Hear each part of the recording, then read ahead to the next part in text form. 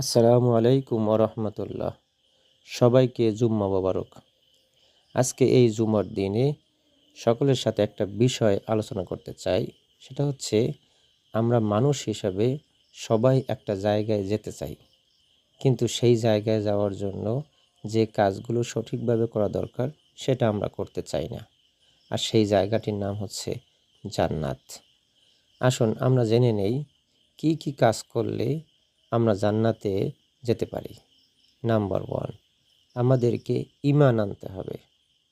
এই বলে লা ইলাহা ইল্লাল্লাহু মুহাম্মাদুর রাসূলুল্লাহ, আল্লাহ তাআলা ছাড়া কোনো মাবুদ নাই, হযরত মুহাম্মদ সাল্লাল্লাহু আলাইহি ওয়াসাল্লাম হচ্ছে আল্লাহ তাআলার প্রেরিত রাসূল।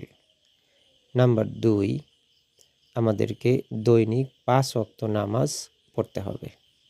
3 নম্বরে বছরের রমজান মাসের 30টি রোজা রাখতে হবে। 4 নম্বরে বেশি বেশি ভালো কাজ করতে হবে। 5 নম্বরে খারাপ কাজ থেকে দূরে থাকতে হবে।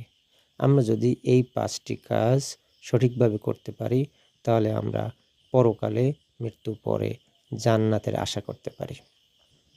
যদি এই ভিডিওটি ভালো লাগে তাহলে অবশ্যই একটি লাইক দিবেন, কমেন্ট করতে পারেন আপনার কোনো প্রশ্ন থাকলে, আর শেয়ার করতে পারেন আপনার বন্ধুদের সাথে। আমি রদওয়ান সাব্বির। দেখা হবে পরবর্তীতে অন্য কোনো ভিডিওতে। ততক্ষণ পর্যন্ত ভালো থাকবেন, সুস্থ থাকবেন। আল্লাহ হাফেজ।